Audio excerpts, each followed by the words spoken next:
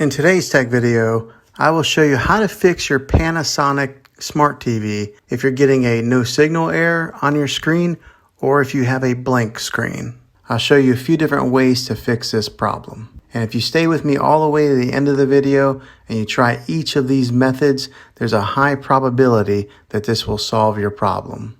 So the first method is an easy fix, and in most cases, it will probably fix it and you won't need to go on to any others. It's basically unplugging your TV from the wall outlet. Now wait 60 seconds. Don't be impatient here. Wait the whole 60 seconds and then plug it back in. This will reset your TV. This is a lot different than switching the power on and off with your remote, so make sure that you do it from the wall plug. If this solves your problem, great. If not, let's go ahead and move on to the next method. Next, look on the back or the side of your TV. Find out where the device that you're trying to get to work is plugged into. Right above where it is plugged in, there's a description that says which port this is, whether it's an HDMI 1, 2, or 3. Then locate the source button on your remote.